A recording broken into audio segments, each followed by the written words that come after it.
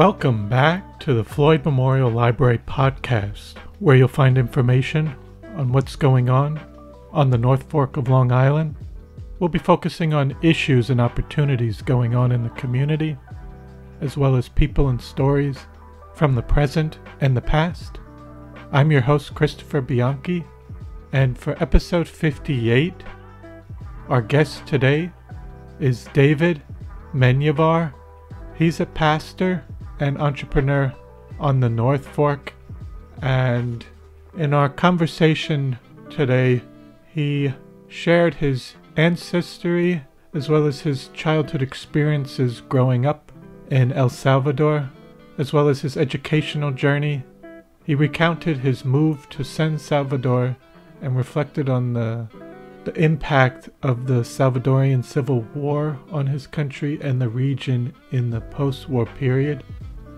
He described his own decision to move to the North Fork later on, initially working in landscaping and in a restaurant, and his early impressions of the area. Our discussion also covered David's faith, as well as his role in transforming the East Marion Community Church into MQV Church.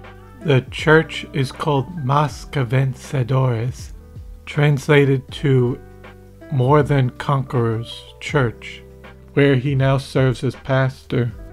We touched on the Hispanic community on the North Fork.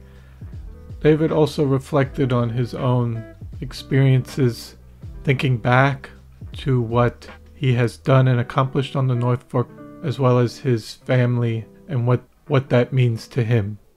So I hope you enjoy episode 58 with David Menjivar. This episode was recorded May 23rd, 2024. Thank you so much for coming on to the Floyd Memorial Library podcast today. I'm looking forward to talking with you. Thank you, Chris, for the invitation. Absolutely. So to start off, can you give us an introduction where you were born and raised? Yes, I am from El Salvador. I am about to be 50 years old. Mm-hmm. And I grew up on the west area of my country, place where, very well known for the coconut, the electric coconut, and it's not like very close to the city. It's mostly close to the coast. Mm. And in terms of your ancestry, how far back can you go on both of your parents' side?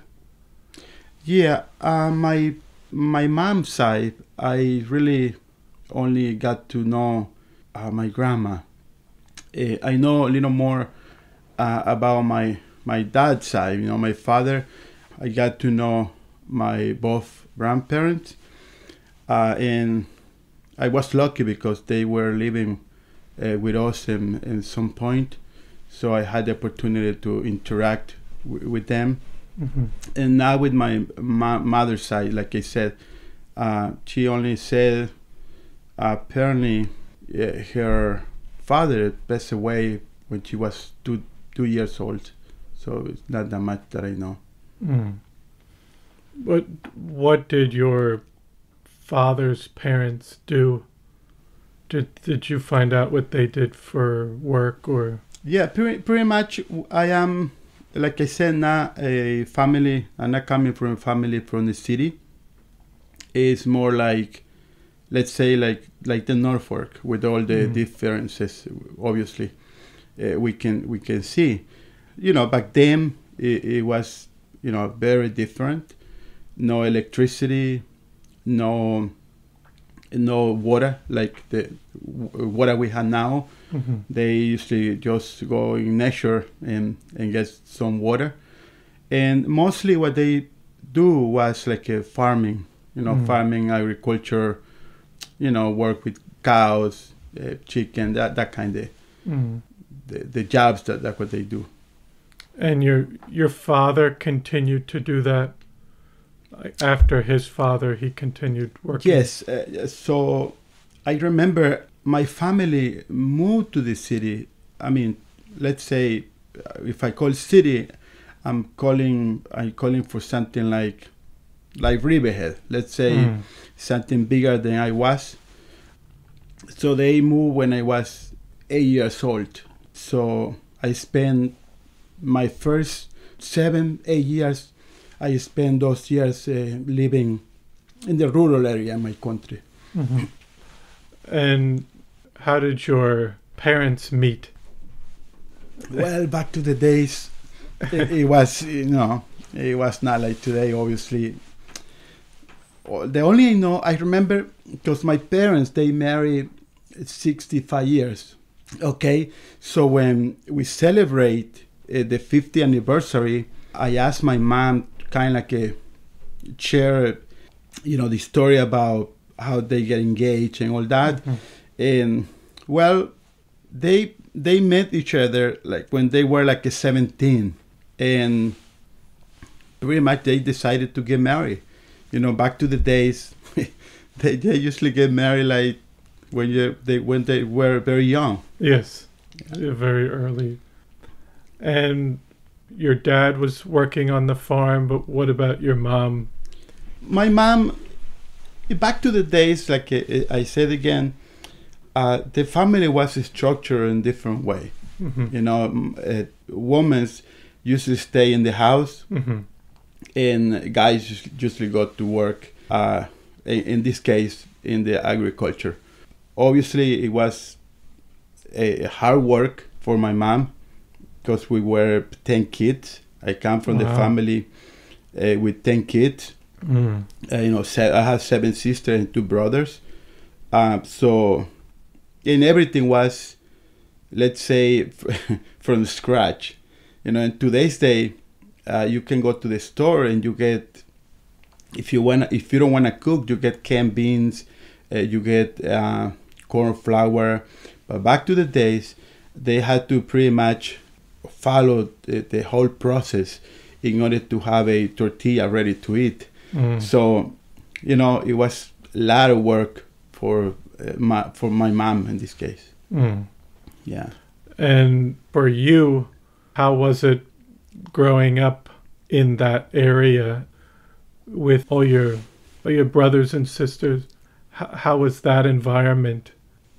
I always clarify somehow that we experienced poverty, but not to the point where there was no food.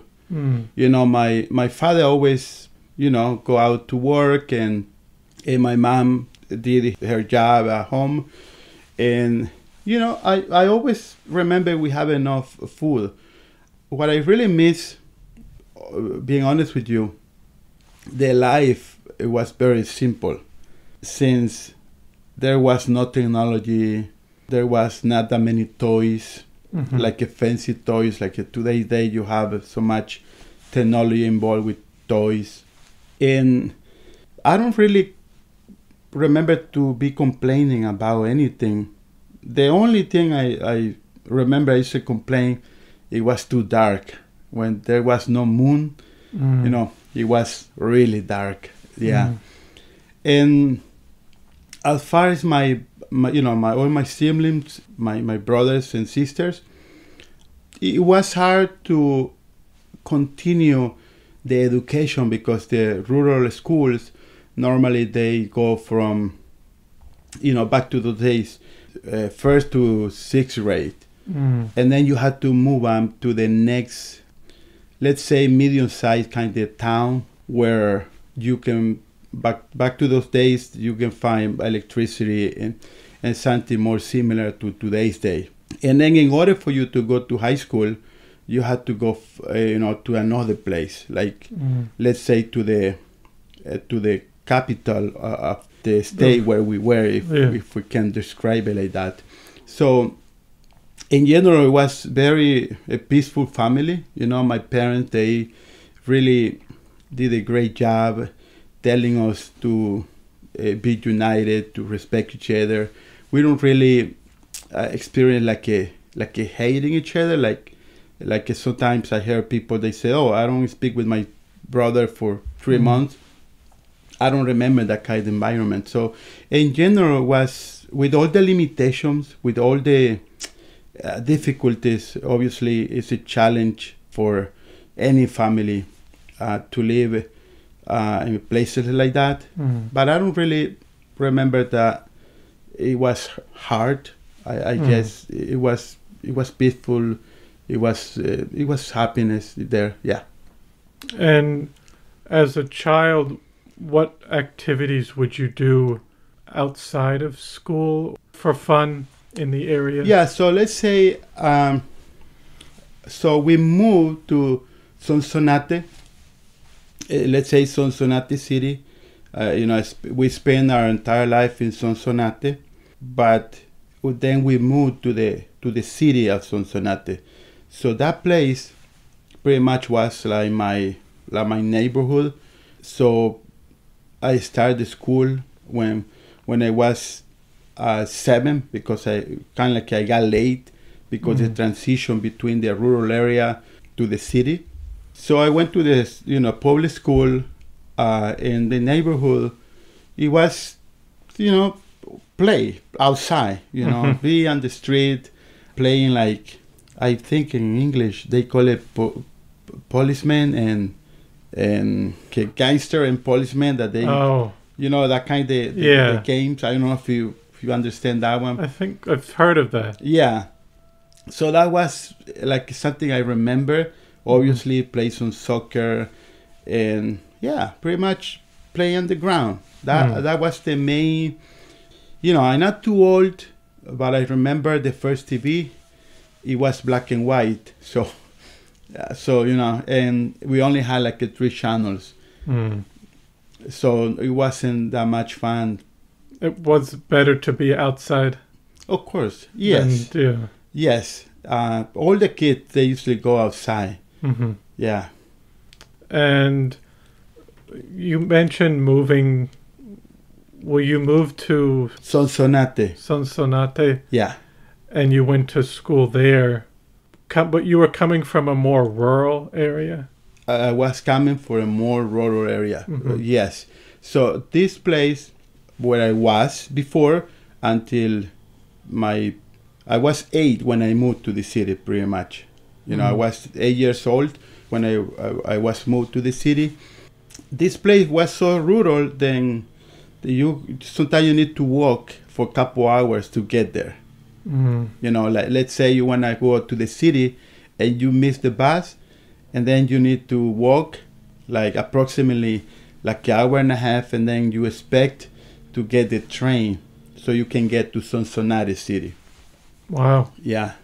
So it wasn't easy to... No, it wasn't easy. It wasn't easy. Isolated. Yeah. And also, for going to school there, what grades was that? Was that 1 through 6? Or? So I did in Sonsonate City, I did my elementary school. Just to use the same name that we use in America.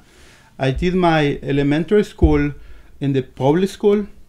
It was a very humble school. It was not even equipped with so many staff. But we had a really good staff. They really care about kids, about students. And I had good memories from elementary school. And then after that, for my 7th grade, I think my father came to America. So my father came to America, and then pretty much I was able to go to the private school.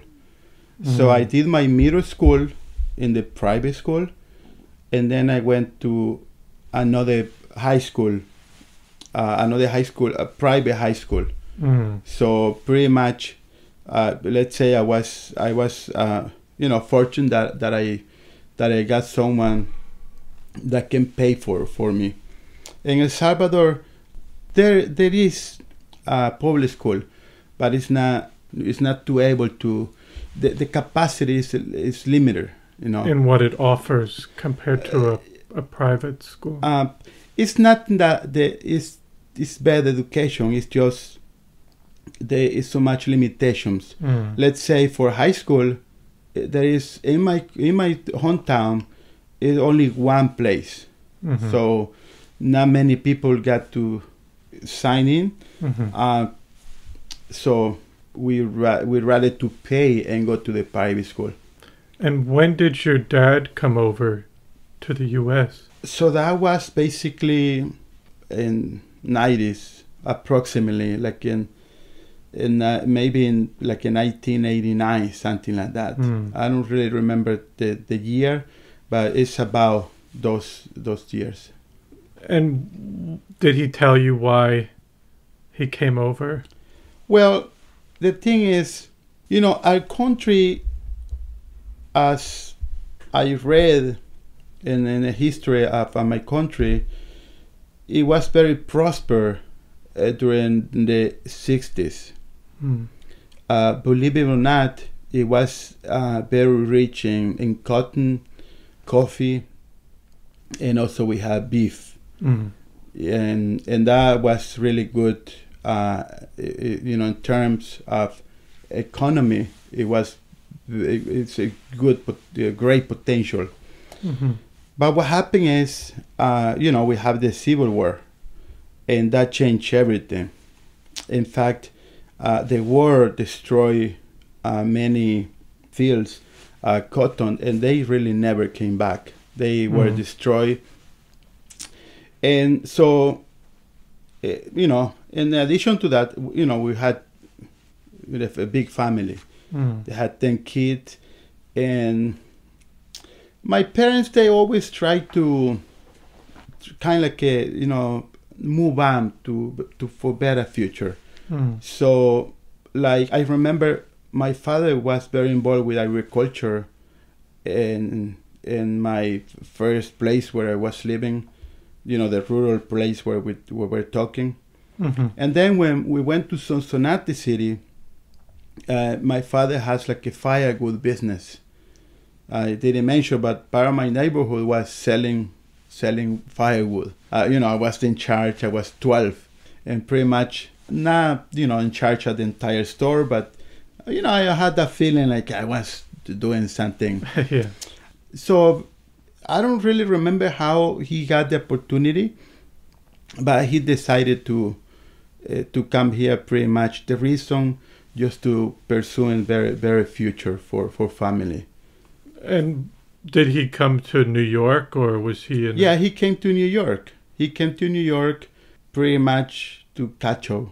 And did he work on... My father worked... He came to Cacho because some relators were there already. But I think there was not much work in this greenhouse called Pinewood Perennials. It's kind of like behind the Kincalling in Cacho. Well, I don't know if it's still Kincalling. Yeah. So my father worked for a couple years, about 3 years. He worked for Harps. Every time we passing by, my father still saying, "Oh, I worked there." Yeah. And he did that in the 90s? Yes, 90s. And then, like I said, 3 years later, he went to Cacho and worked for the greenhouse. Yes. Where he spent like about 13, 15 years. So you were still going to school in El Salvador at that time? So you know how many people, maybe they're right when they saying, the immigrant, they have houses, they make money. Maybe it's true, and sometimes it's not true. In my case, wasn't true, because my father, since we were too many kids, pretty much he paid for all the education. And he would send it back. He used to send money to pay, for my middle school. I went to a school that I need to pay. He paid for the high school and for all my sisters.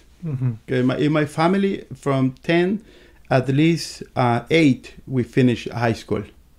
Yeah, which is good for a country like El Salvador. And when did you finish high school?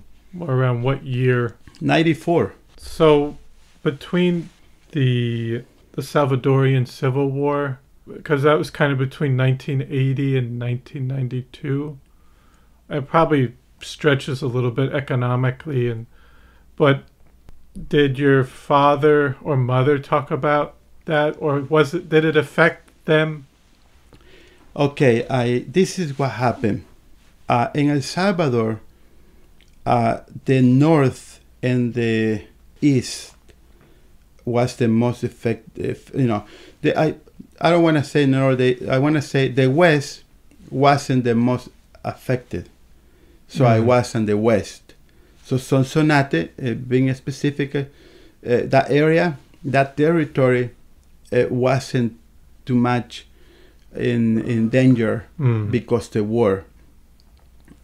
Of course, we remember like places were very close, like right there in Sonsonate, but not like very often. But yes, it happened situation where they kill like a bunch of people, and then we got family, friends. In fact, some people from the north, they escaped. Right? They running away from the war, and they come over to Sonsonate. Yeah, so that's why we don't really, now I just remember my wife, she really suffered, because she always, always tells like to be overnight trying to sleep and hearing the bombs, Yeah. Yeah, I don't really, I wasn't in that kind of situation, being honest. Yeah. Yeah. But the country still felt the economic problems from that throughout the country more so. Oh, yes. I mean... Whereas there might have not have been as much violence or... but also, just to kind of like... just to complete what we're trying to say, basically, yes, my territory, the area where I was living, yes, wasn't too affected by the war, but the big problem was the post-war, the after-war. Yes, the effects. And then it happened the opposite. Our place, it was the most affected, to the point that when all this, the gangs and all these crazy people start spreading all over the country, Sonsonate was one of the most dangerous places. It wasn't during the war. But after the war. But after the war, for some reason, it suffered that effect from yeah. So, how was your time in high school? In general, Chris, I had a really wonderful childhood. I mean, it was nice. Like I said, we had limitations. Didn't have that much money. We were into extreme poverty. So in general, I have really nice years. High school, like I said, I went to the public school, elementary, and then I went to middle school, to the private school, Catholic school, I remember. And then I went high school to Colegio Centroamérica, which is like a Central America school.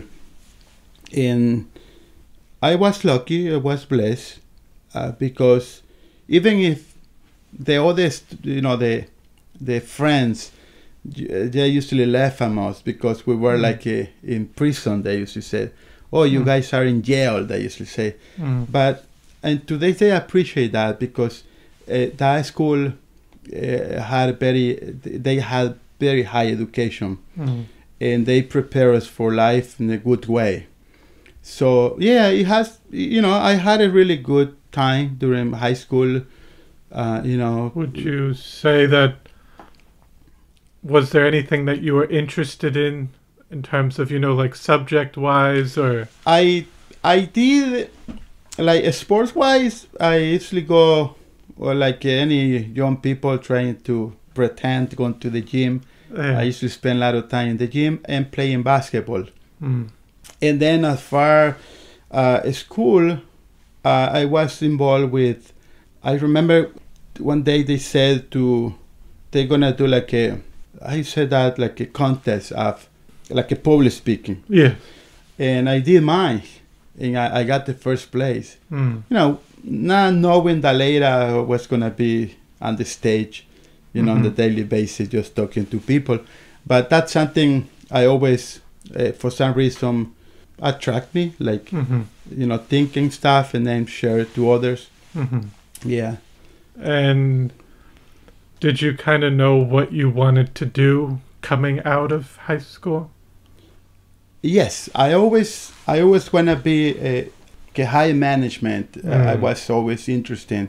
Accounting, I like that, but I was more towards administration. You know, like a business management. Pretty much, that was my my focus. And did you go to college?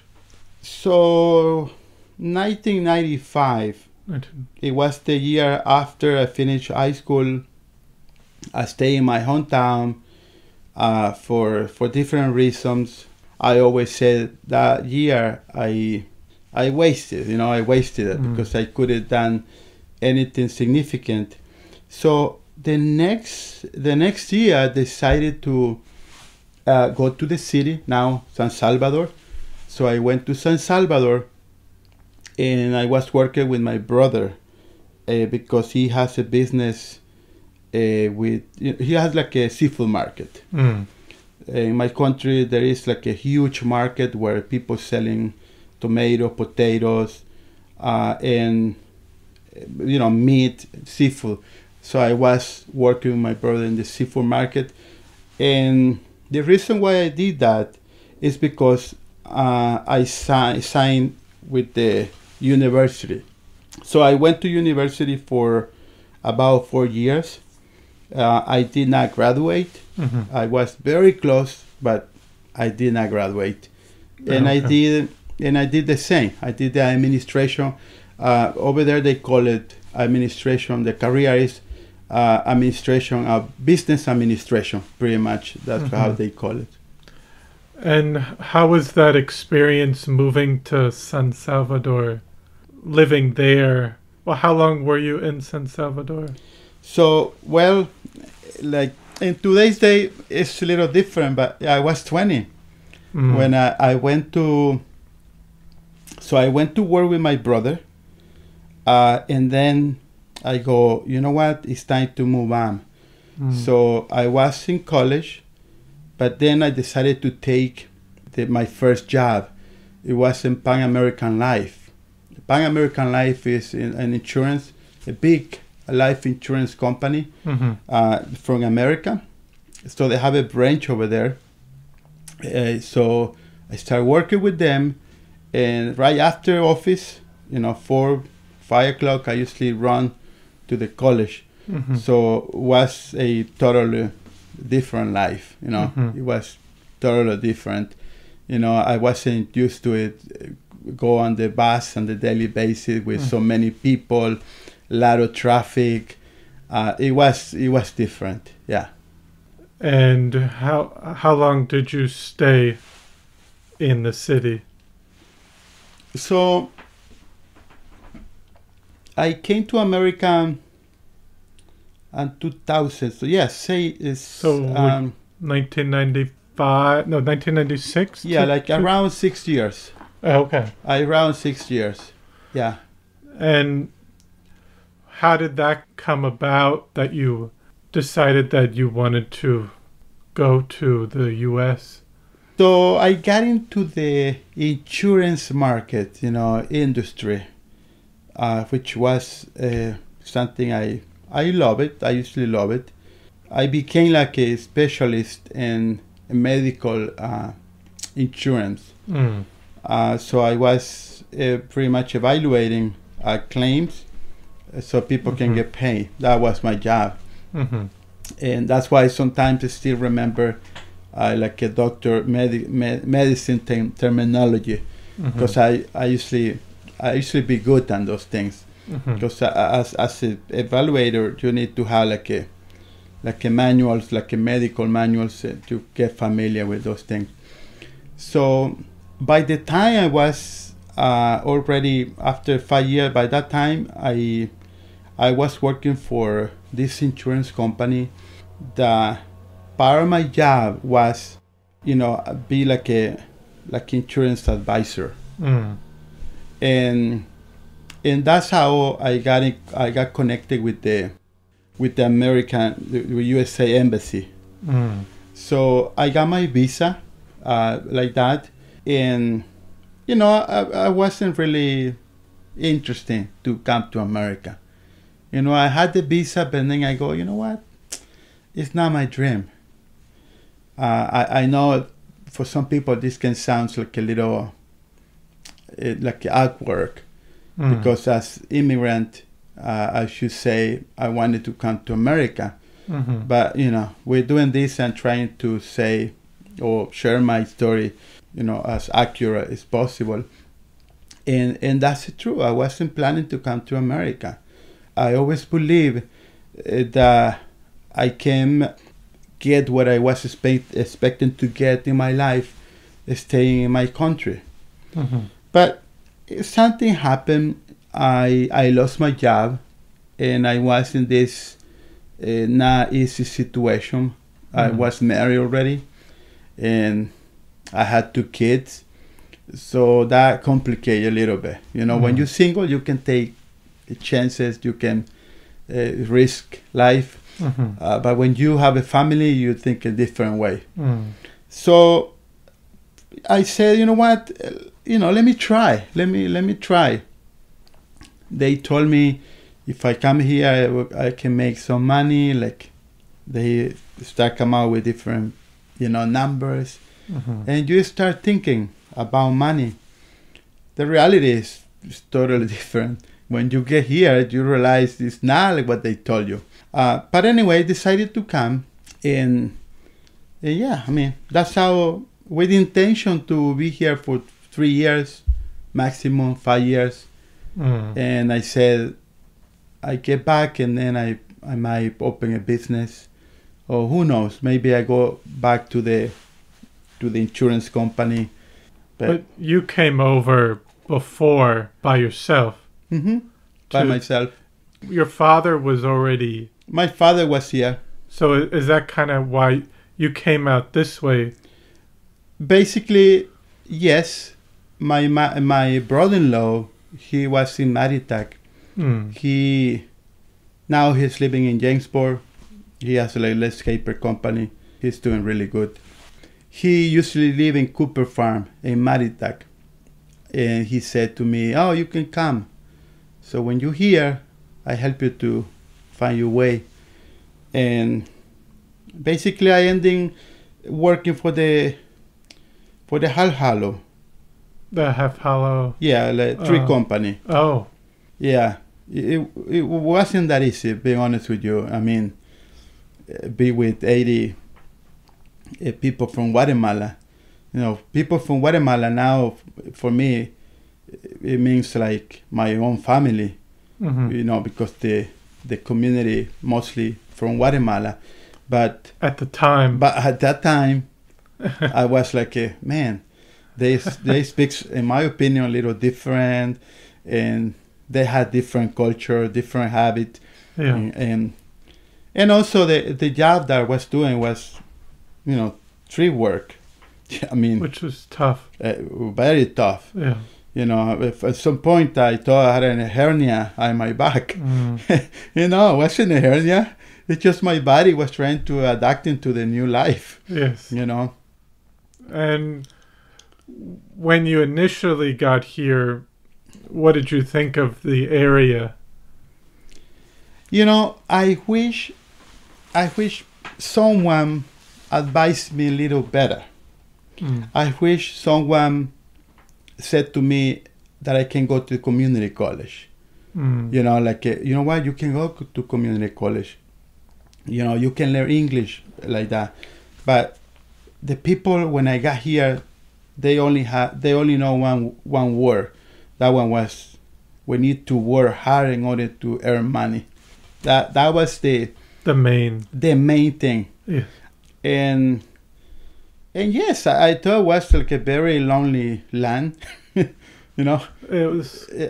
20 years ago, 25 years ago, almost. Yeah. It was like a.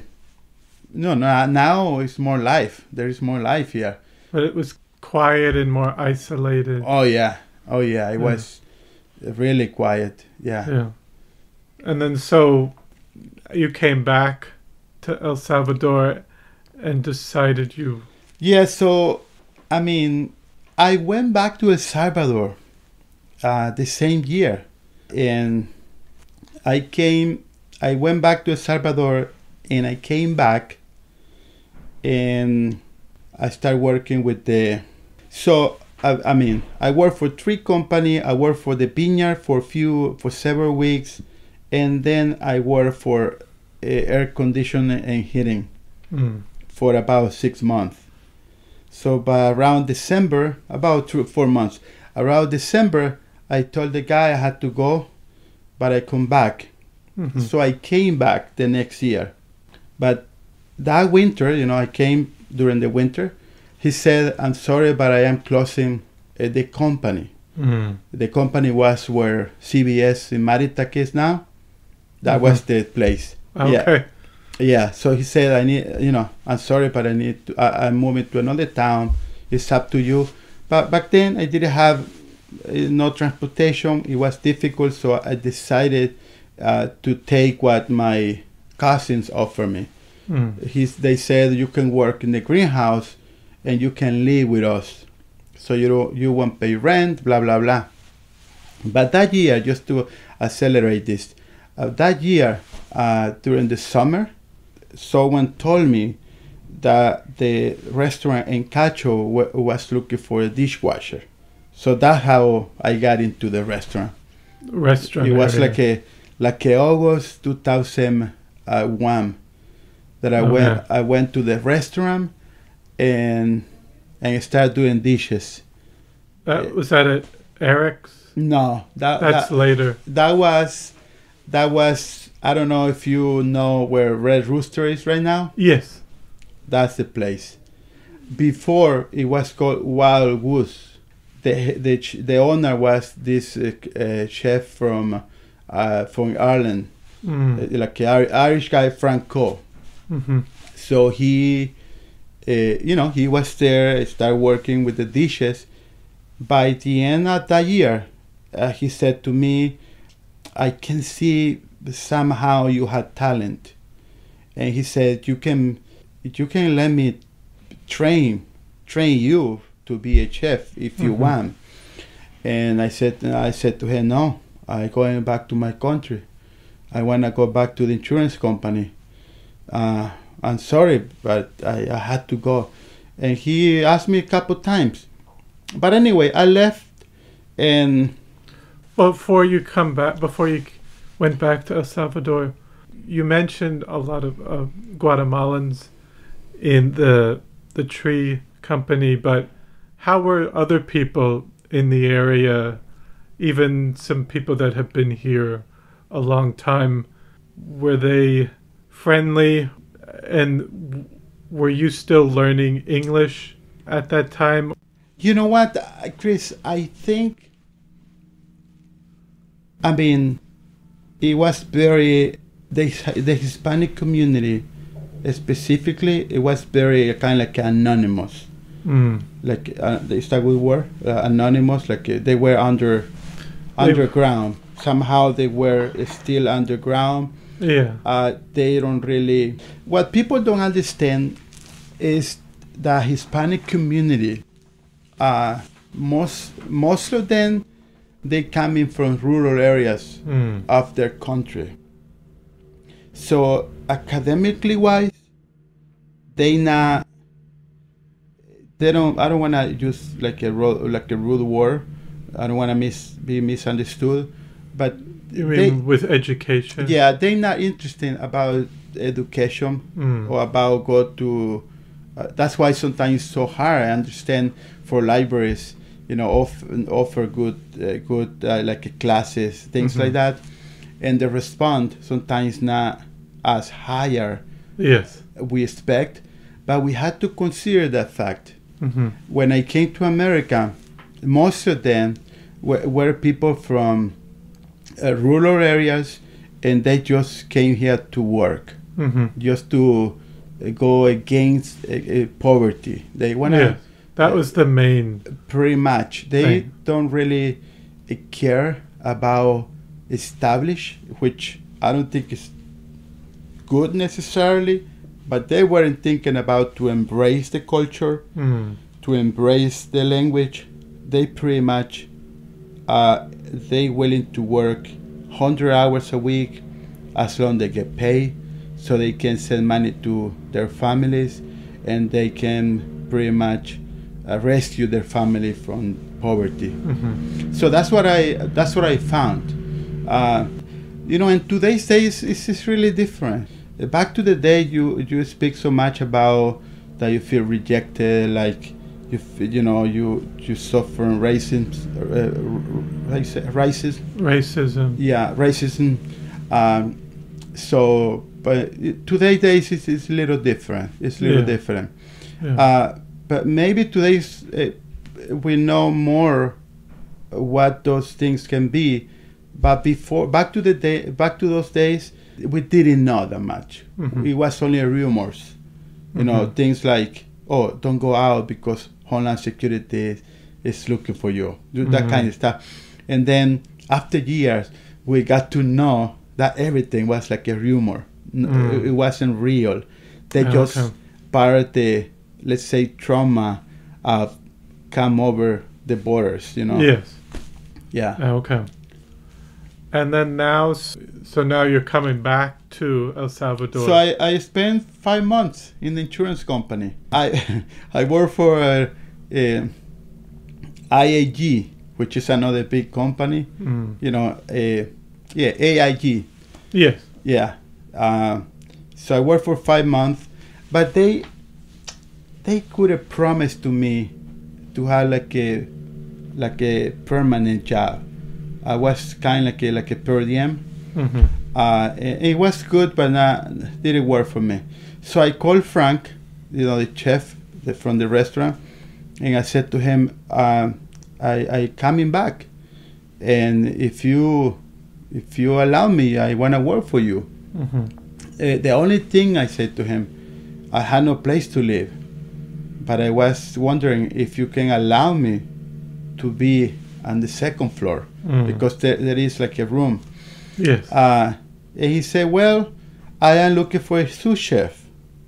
So I haven't got it yet. So while I am looking for, you can stay in the room. And I go, okay, perfect.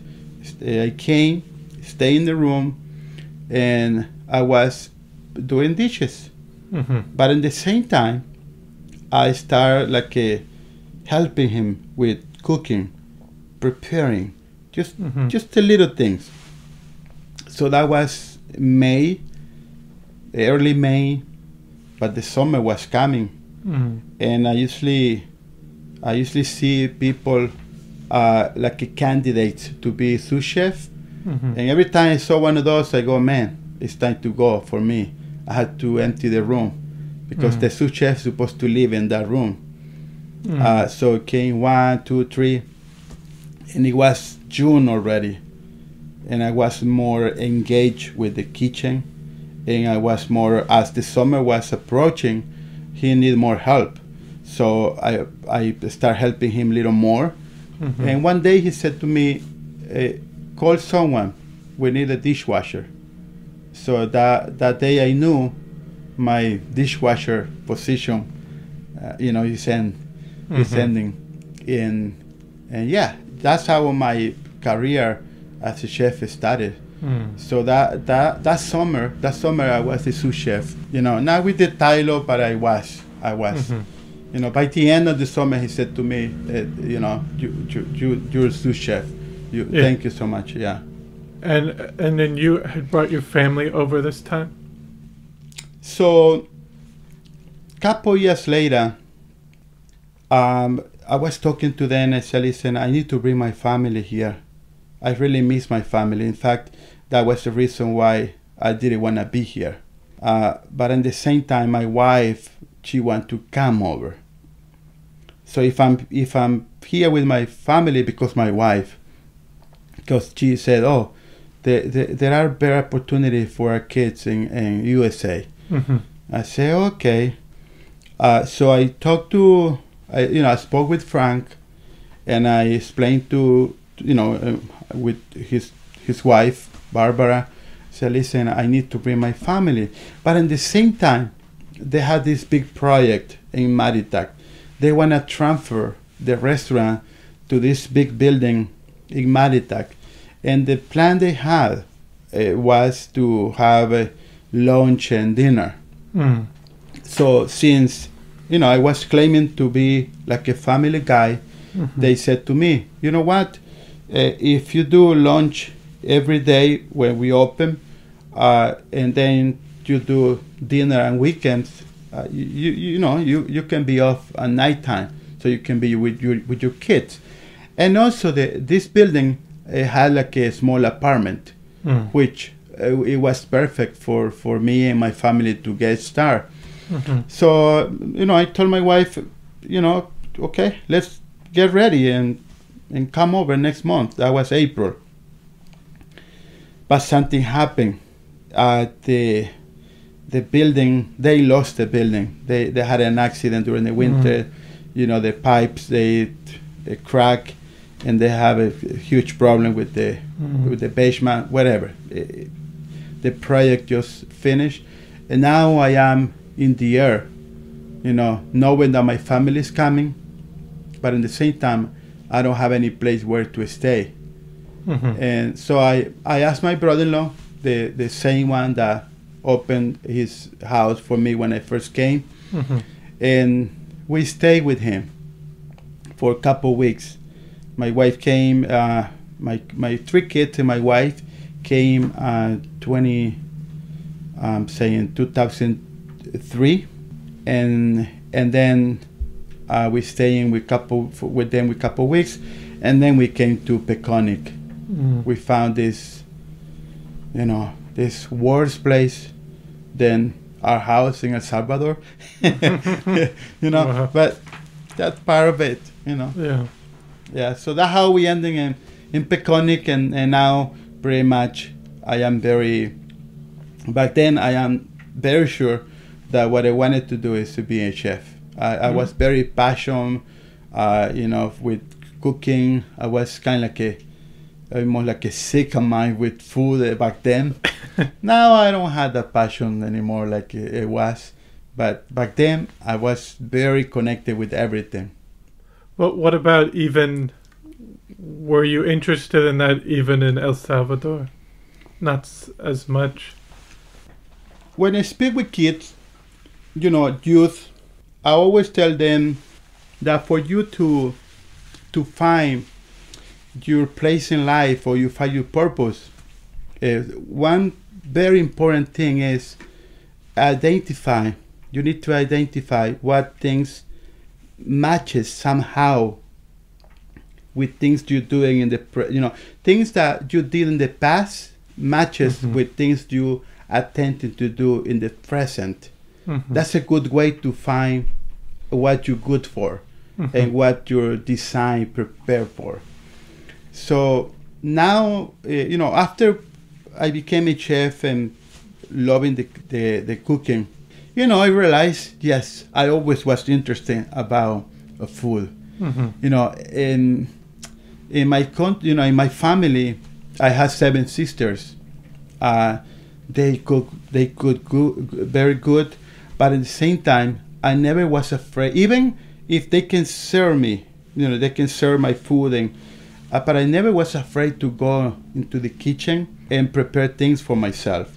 And then when I was working with my brother in the seafood market, I usually make like a ceviche I usually cook shrimp with garlic, which is something very common in El Salvador.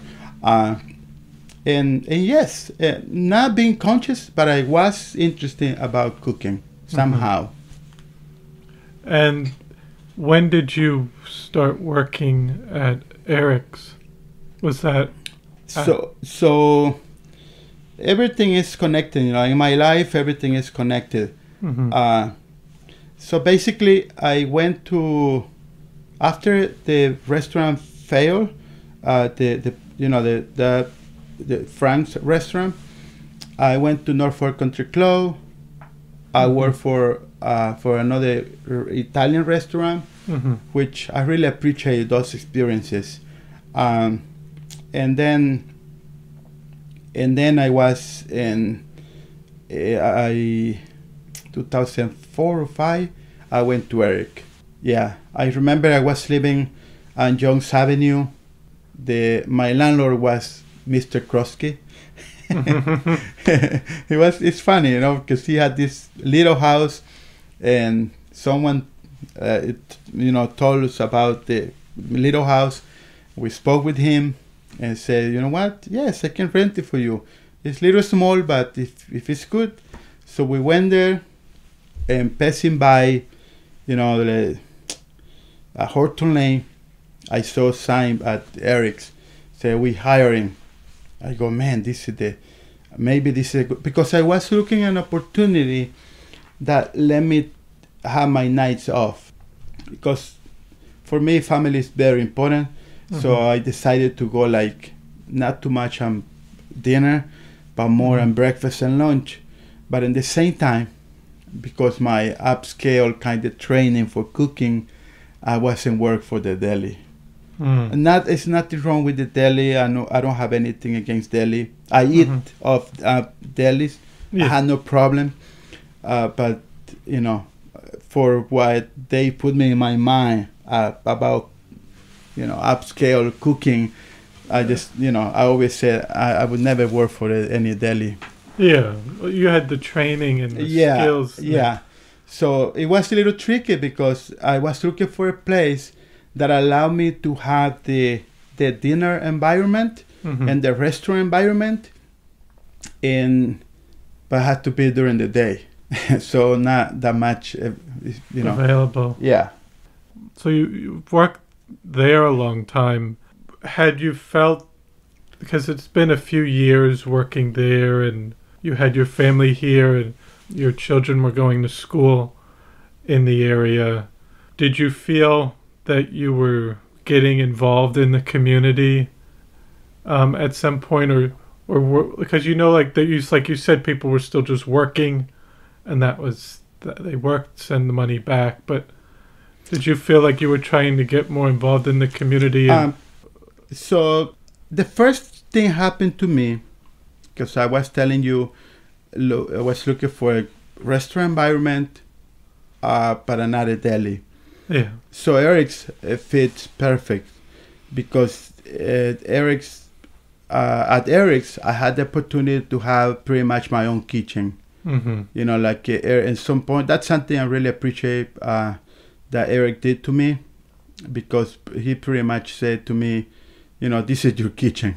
So obviously I wasn't the owner, but today I can tell you I did in the kitchen whatever I want. And I'm not saying bad things, I say good things. I develop recipes, I develop all my creativity. That was the most important thing in that experience. In fact, at that point, I wasn't that kind of person who stay in one job for many years. I think Eric's is the first place where I stay in 13 years. And because that was the deal. This is your kitchen, do whatever you want. My wife and I, we try to get it connected with the community. Not that much Hispanic community yet. My family, my kids, they were, let's say, I don't want to say the first one, but when they signed to Southwood School, there were like like 10 kids or maybe 7, Mm-hmm. like Hispanic kids. Yes. And I mean, it wasn't easy. Being honest with you, I usually go to the parents' meeting. I never was afraid, not because for now the reason then every parent I was told like that every parent need to go to school and talk about their kids. So even if I didn't understand completely English, I usually go to any parents' conference meeting. I usually go there, and then I did my best. I mean, I'm not saying I satisfied. Maybe I could do more, but I did my best. I remember I went to my daughter's class to share my experience as a chef. You know, I remember to see like a police officers, doctors. So I thought that was something good, and then I usually find way to collaborate with them, doing like a breakfast for Santa Claus, things with Santa Claus, things like that. Yeah. So you know, I did my best. Wasn't that easy? I mean, you go to the place where you're surrounded by white people, and you, you know, it's hard to. You're the only one there, and you don't really know the language that much, and and it's not easy. No. Yeah. But you know, like I said, I try somehow be in the local restaurant, well known for local people. Yes. That also somehow connect me with the community. Yeah. And then, so you worked there for over 13 years, or around 13 years? Yeah. And were you at that time, well, I guess after Eric's, what were you thinking of doing? So basically, there is a moment in life where you need to admit certain things.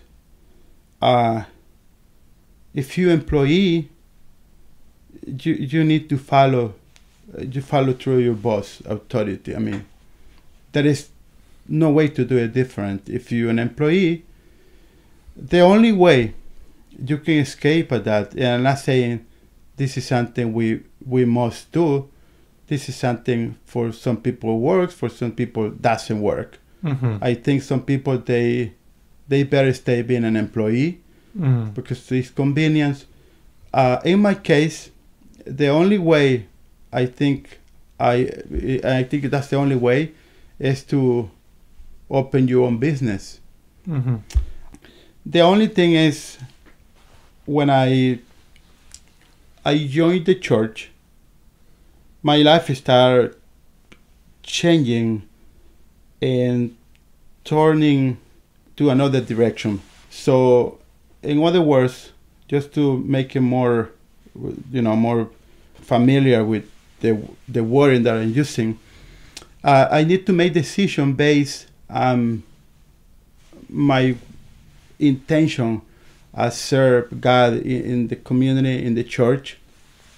So I had to not just think about to take another job just because I wanted to take another job, but I had to start making decisions that create the environment that I need in order for me to keep serving time-wise. Because sometimes if I work 6 days and I work nighttime, that doesn't work if you volunteer somewhere.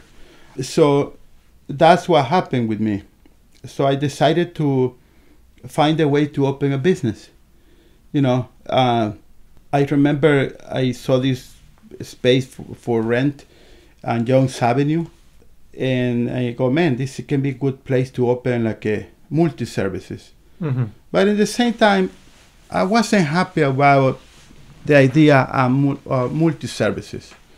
So we opened this business with the intention to help the community, with the intention not only provide tax services, but with the intention to somehow help them to fulfill their dreams in their business.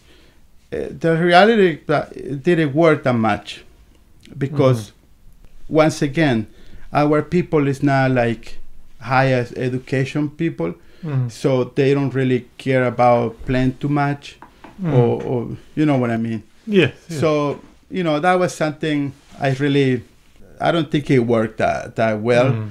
So we opened a business in 2003. I still working for Eric's, but I had those business like a tax services, and we start printing T-shirts, and we start making signs, on Youngs Avenue and Southhold. So I hired my brother, and he was the one doing all that. In fact, now the company is called One Nature Company in Southhold, the same place, but my brother owned the place. So pretty much that was after Eric. I wasn't thinking to go to other place. Pretty much when I left Eric, I was thinking to do my tax services and continue doing private cooking in the Hamptons, because that's something through the years I was doing it too. Yes. Yeah, I usually go to the Hamptons to to different homes, just to serve families. Really? Yeah, it's something really good. You well pay. Yes. Yeah. So that was my plan. I said because ministry, it was too much time consuming. So I go like, you know what? I think it's time to move on, step out from commercial kitchen, and the way I can face the future is, financially wise, is going to do private cooking and doing my tax services. I think that might be enough, and that's pretty much what I did. And then something different happened. The ice cream shop came in 2020. I was speaking with Mr. Cirillo, and they said, "Oh, anybody who wants to take the shop?" And I said, "No, if I know someone, I will let you know." And then they said randomly, they said, "Oh, why you don't take it?" And I go, "I don't know." Yeah. I'm not interested about any business, and because I was trying to close my business in Southhold. Yeah. Because it was too much. Even if that was like a very small business, it's too much paperwork. It's too much obligations, like tax obligations, and too much things. So I go, I need some peace. I need just to calm down. So I told my brother, "You take over." We made the deal to take over, and then I'm good now. I only do the taxes, and I do the private cooking, and I do the ministry. So I'm good. But then the ice cream shop came. Yeah. And when did the ministry part start? 2013. We joined the church in Riverhead. In fact, it was in Maritac, and then they moved to Riverhead. But that was 2004, I believe, or 5, if I'm not correct. So we started serving kids. We were serving like around 80 kids in Riverhead, and we had a great time. We definitely serving kids, going to camp, doing events for them. It was wonderful. And then my pastor said that there was like a possibility to open a church in this area. So he said, if you guys are in Southhold, you guys probably can open a ministry, like a branch of this church in the Presbyterian church. And pretty much our ministry started in Presbyterian church. The first Presbyterian church in Southhold, next to the Bank of America. Yes. Yeah. But like 5 months later, if I remember, 4 months later, my pastor said to me, I spoke with Pastor Tom Lamotte in Greenport, and he said he's willing to embrace you guys to open the church over there. Mm. So, you know, I was like, oh man, now we're going there? Okay. So I told my wife, let's go, whatever. You know, let's obey.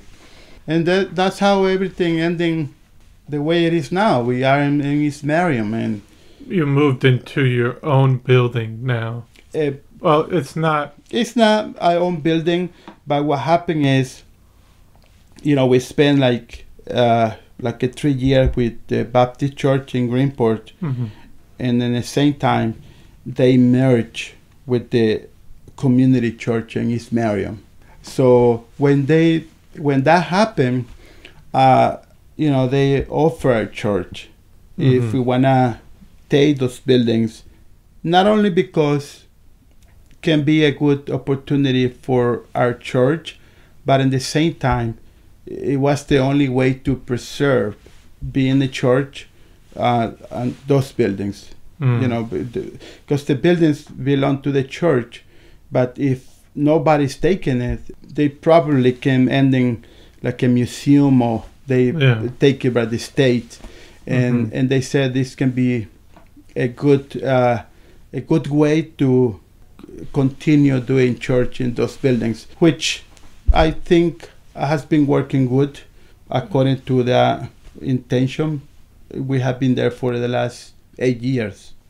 And it's called, well, it's MQV Church, but it's More Than Conquerors. More Than Conquerors? Yeah. Is it? Más que Vencedores. Okay. Yeah. I didn't want to say it wrong. Yeah, Iglesia Más que Vencedores. The translation would be More Than Conquerors Church. Mm. Yeah. Yeah. So, yeah, that's where we are. And how is the community there after the 8 years? Has it been... are there some challenges, but... I think, I mean, the Samaritan community is very quiet. Yes, they care about keep that quietness. Mm-hmm. You know, they don't want any kind of noises Mm-hmm. more than normally we can have in the community, and saying not only in the church. But in the beginning, they were a little concerned. It was necessary to have a meeting and just explain them that we're not there to party. We're there just to do church and to do in the... Like worship. Yeah, worship and be, you know, peaceful and trying to be as kind possible with the community, mm-hmm. for the community. And yes, I mean, they were okay. They were okay. But like I said, they were a little concerned because they were saying, oh, you guys Hispanic people like to have parties, and, you know, you guys gonna be here with, you know, married couples and doing quinceañeros. And, yeah. So, but no, everything has been great. They, in fact, sometimes they stop by and they just appreciate what we have been able to do through the years. Not talking about the church itself, but the building. Because you know, they really care about the building, how the building looks like. Preserving it. Yeah. And we always trying to keep the buildings in good shape. You know, we invest some money in the garden, and, you know, yeah. Yeah, we try. And is it mostly in Spanish? Yeah, services? mostly in Spanish. American people are welcome. We translate the message every Sunday. My daughter, Daniela, she does translate for English speaker, but at the same time, not only for English speaker, is for our kids. Yeah. You know, because, like I said, now it's different in the Norfolk. Now the way we think is different. The way we approach to the community is different, and we have it like a very young generation already, not children's, but young generation that they born in America. So they pretty much they have like a English as a first language, and obviously they trying to speak Spanish, but that's one of the most reasons that we're trying to translate for them, because certain words they don't understand.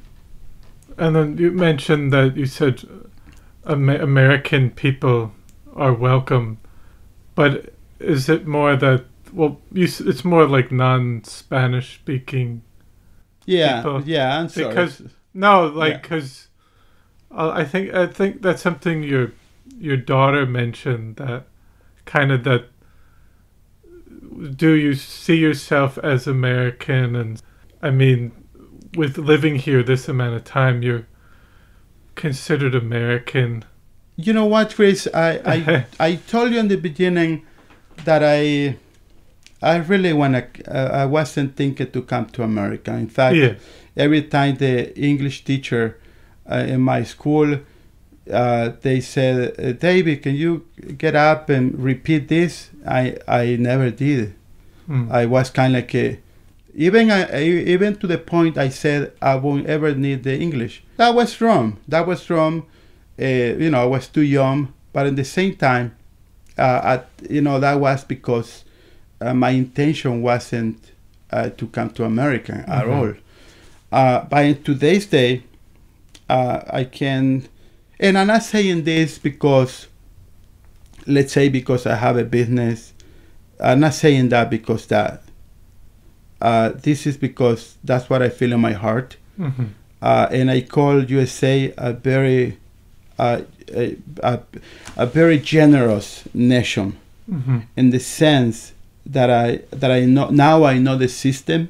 In fact, every time the people complain for IRS, I say, no, I don't think IRS is as bad as the people think. I think this country has a very good system. Maybe it has defects like any human kind of thing, but this country has a good system, tax system. It has so many situations. We had challenges like any other nation, but I think it's still a great country, and I love this country. And if you asked me like 20 years ago, I would lie if I say I love this country. But now I feel like I embrace a little more, and I understand a little more the reason why the culture is and the way it is. And yeah, I mean, I really, like I said, I really, that has been my effort, my self-effort, trying to embrace everything and love, because in this present of my life, this is my land, this is the place where I am. And sometimes when the people speak a little, I'm saying maybe sometimes wrong when they said, oh, I want to go back to my land. But the reality is, most of the time, the immigrants saying that is because it's a little more emotional than realistic. Because there's a connection and it's because the connection they have with their heart. But if you ask them the reality is that any immigrant that came to America and embraced the culture, embraced the country, you see how many people doing business now, and construction. Some people buying landscaping company. It's crazy. For me, I think the day that we see someone buying one of those vineyards is not far. It's not far. No. Because the people really connect to it. That's what I'm saying. It's so different. 20 years ago, they just look like the opportunity to work and go back or send every single penny they can. Now the people think a little more into, save their money, take care of their money, and purchase a house, get a business. So it's great. Yes. Yeah. And also, just as you mentioned with the country, there's always flaws or defects within the system. But if we were looking at, say, Southold Town today, what do you think are some challenges that the area is facing today?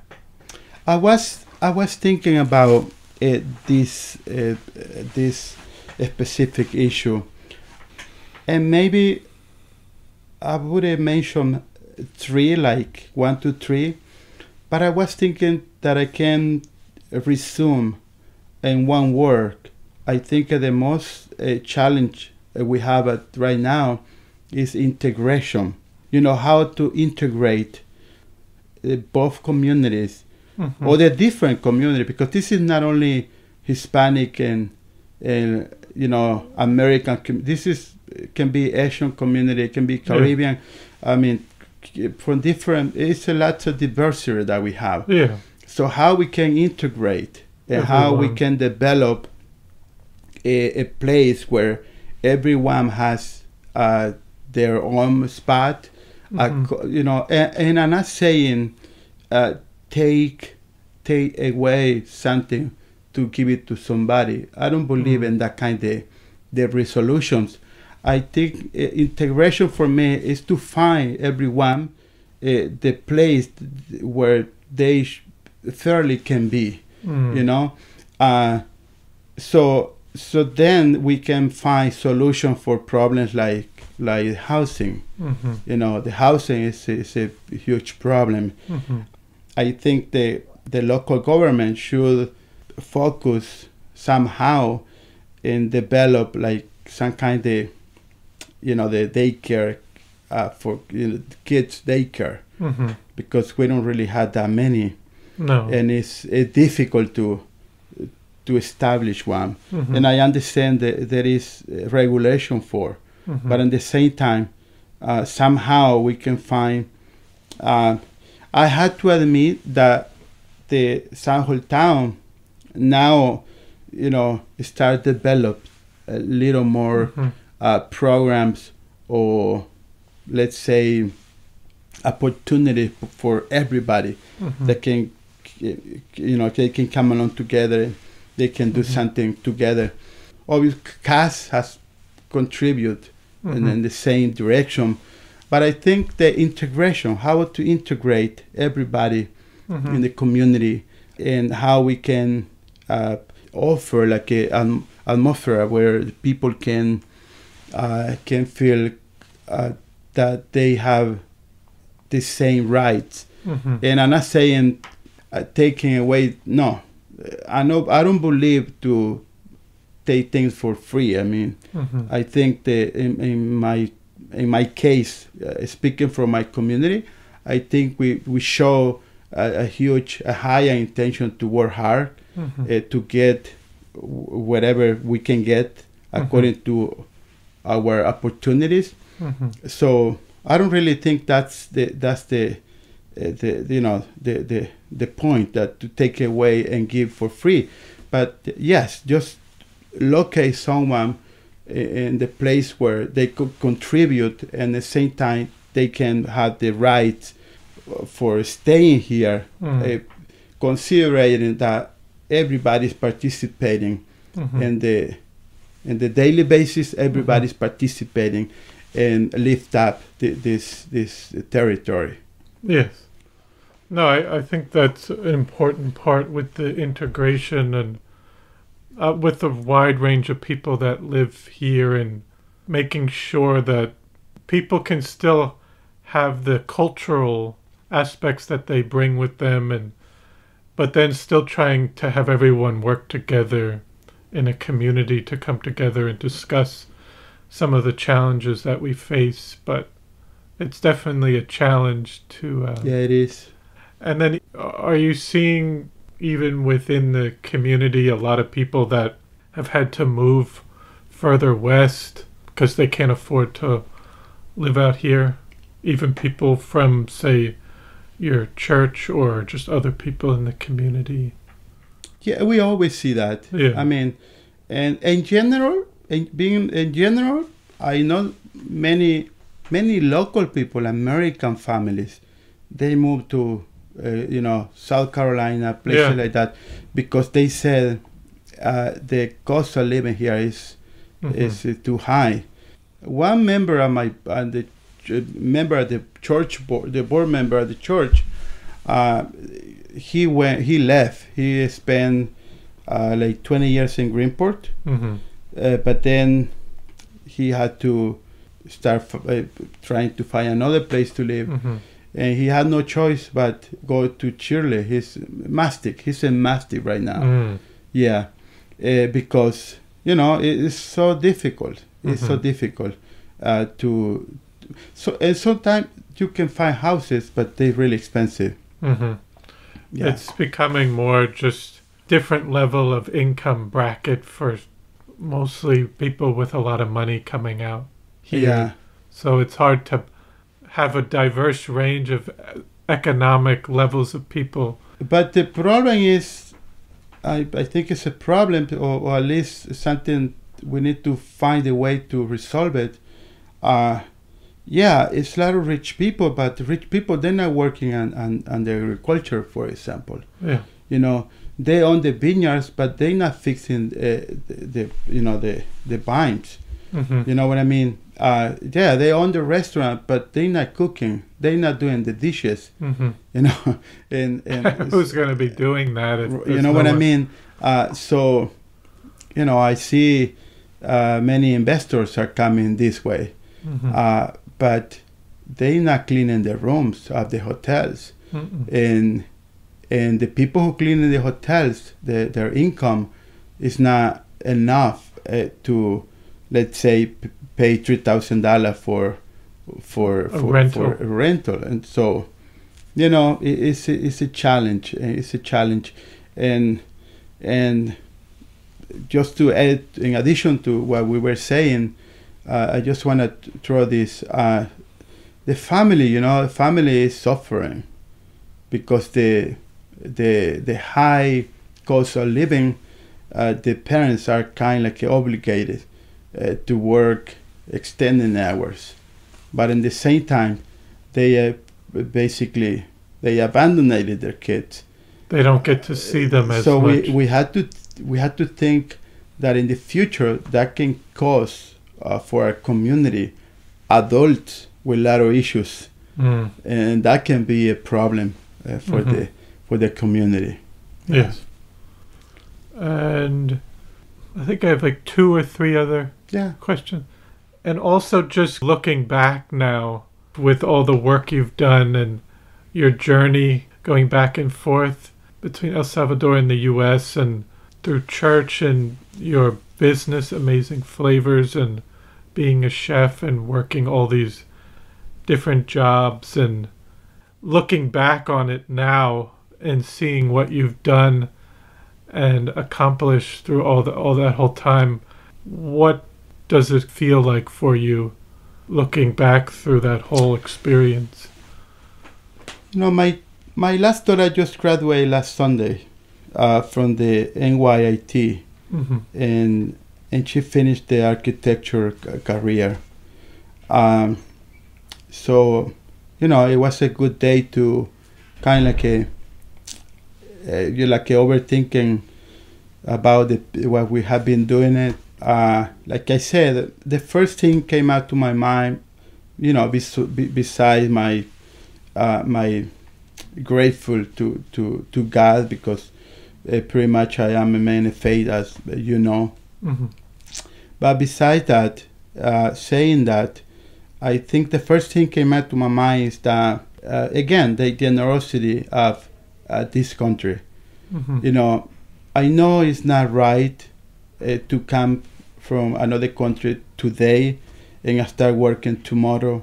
I know maybe it's not the right way to do it. I understand that, and I hope one day that can be fixed, definitely. But the generosity is starting from that kind of situation, that you can just be here, and if you're willing to work hard, you can accomplish your dream. You can reach your goals. So yeah, that's pretty much what I can kind of resume. That it's worth when you're trying to do things the right way. when you're trying to respect others and play fair, I think eventually it's gonna bring result, and eventually it's gonna reward you, whatever you do. And in reality, I heard some people, once in a while I hear people, they say, oh, that I am helpful, that I did something good, that, sometimes they appreciate what my family do. But being honest with you, I don't feel like I did or I'm doing that much. I mean, yes, I would like to do a little more. I try to contribute to CAS. The reason why I always, and it's not Daniela. In fact, my daughter Daniela. In fact, I always ask myself, how about if Daniela, ever left, and am I continue, serving? Yes, because this is about to serve people, to serve community. And all these years, I think that's what I have been doing.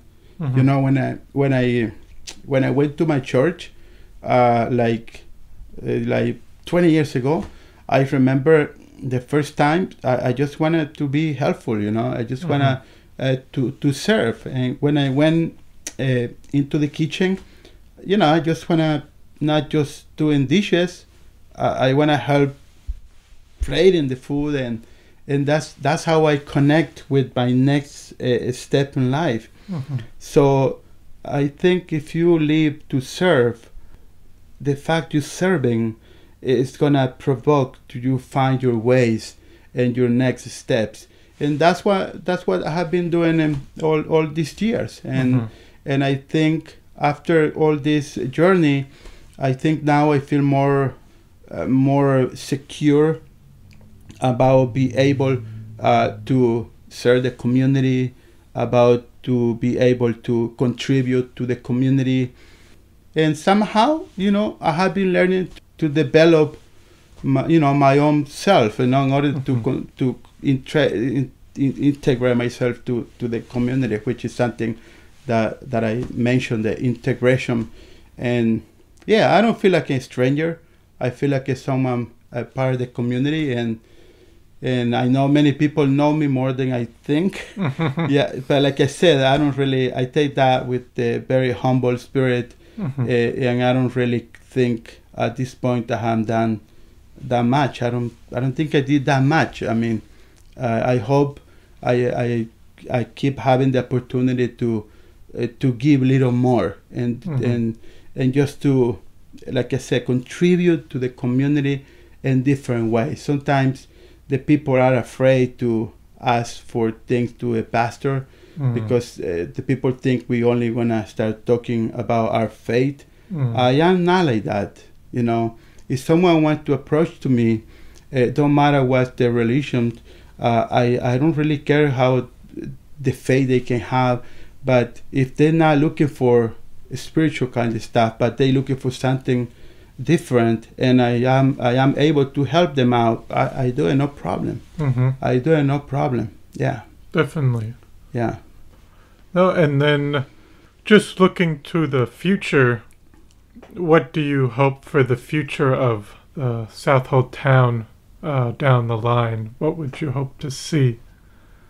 Well, I'm gonna mention something very maybe silly, but I missed something Southold Town offered last spring, because we are summer, right? Yeah, almost summer.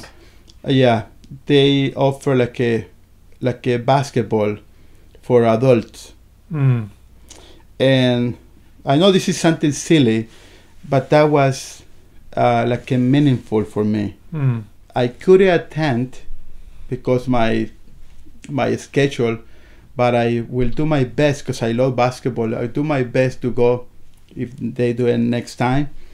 But that for me was something like, man, now they start doing things that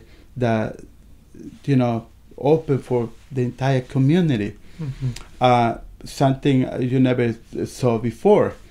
But like I said, that may be something silly, but I think the town as a whole gradually is understanding that they had to move on, and they had to rethink certain things. They had to kind of like reinvent the way they want to do the community, because obviously the community changed.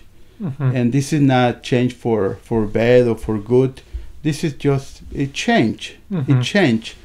So in my personal perspective, I always be available for anything that I can be useful to contribute. I mean, I think this is not going to stop.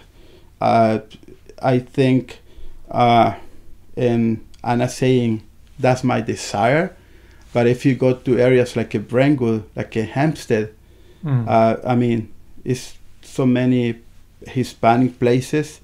The people, the Hispanic community is taking over business and opening up business. So for the town as a whole, I think that can be a good example and a good lesson at the same time to prepare for the future. Because I don't want to be in a community where the disorder, is driven by disorder. I don't want to be in that kind of community where we have buildings that looks really ugly. No, I think we can keep the Norfolk as beautiful has been, and even more. We can keep making beautiful with the people that we have right now. But we just had to be intentional, and we had to prepare for the future. We had to identify what can be the cause of different situations that we don't want to face. So that's why, again, I think we should find a way to integrate and keep working, like CAS, like the town of South, like libraries, like local churches. We had to keep working to educate people, to tell people that there is a better way to do things, and they're not gonna miss anything that they're expecting, but it's just there is a right and correct way to do things. So yeah, that's what I think for the future. Yes. And then I asked if there's anything else you'd like to say or discuss that we haven't talked about. Oh, I think we speak too much. No. Yeah, I speak too much, but I really appreciate this opportunity. I mean, years ago, I never thought that something like this can happen. Like I can feel part of the community, and somehow I can be like a good influence for my community. And I think this is one of those opportunities, and that's why I really appreciate. And I hope you keep doing this, and people keep sharing their personal experiences, and that's a good way to learn. So thank you so much. I appreciate very much what you're doing. Oh, thank you. That means a lot. And thank you so much for taking the time to come in today and share your story. It was a pleasure to hear everything that you've done and your involvement in the community and a voice for people in the community. I think it was important to hear that. Thank you. Well, I hope you enjoyed episode 58 with David Menjivar. I want to thank you for listening to the Floyd Memorial Library podcast, and we'll see you next time.